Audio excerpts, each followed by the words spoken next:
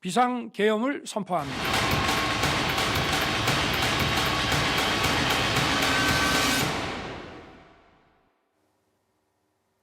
윤석열 대통령에 대한 탄핵 심판 선고일, 지난 2월 25일 마지막 변론 이후 35일이 지나서야 오는 4일로 잡혔는데요.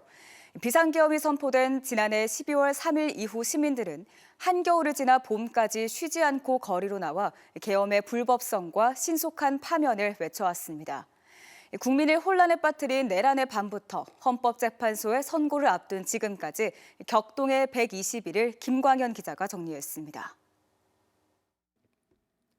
지난해 12월 3일 밤 10시 29분 비상계엄 선포로 전 국민을 혼란에 빠뜨린 윤석열 대통령.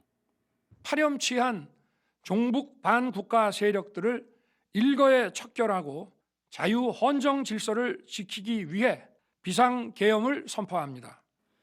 국회 출입문을 막아선 경찰, 그리고 창문을 깨고 진입한 군인을 뚫고 국회는 2시간여 만에 계엄 해제를 결의했습니다. 저는 국회에 들어와 있고요. 아까 못 들어오게 해가지고 저는 담을 넘어서 왔는데.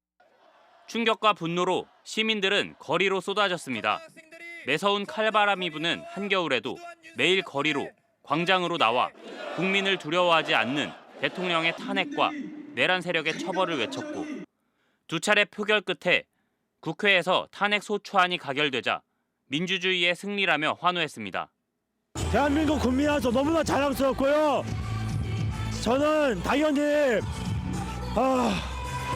이게 말을 할 수 없을 정도로 너무나 대한민국 국민이라서 너무나 자랑스럽습니다. 하지만 국민이 이겼다고 외치던 이들은 윤 대통령의 구속과 구속 취소, 또 법정에 나와 책임을 회피하는 대통령과 내란 공범들의 진술을 지켜보며 지난한 시간을 견뎠습니다. 분노를 느끼고 있습니다. 헌법재판소 거기서 김용현이하고 윤석열이하고 짜고 치는 고스톱 같아가지고 심히 불쾌하게 생각하고 있습니다. 예상치 못한 대통령 석방 소식에도 민심은 지치지 않고 다시 거리를 메웠습니다.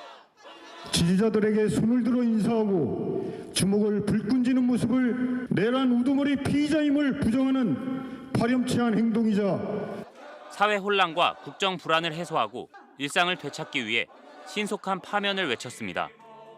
반대로 탄핵 반대를 외치는 목소리와 함께 헌법재판소를 압박하는 움직임도 생겨났습니다.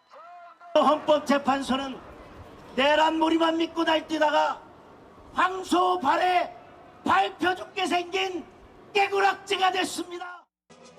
이르면 2월로 예상됐던 선고가 3월을 지나 계절이 바뀌는 동안에도 이루어지지 않자 시민들은 답답함과 피로감으로 지쳐갔고 노동계는 총파업 카드까지 꺼내 압박했습니다.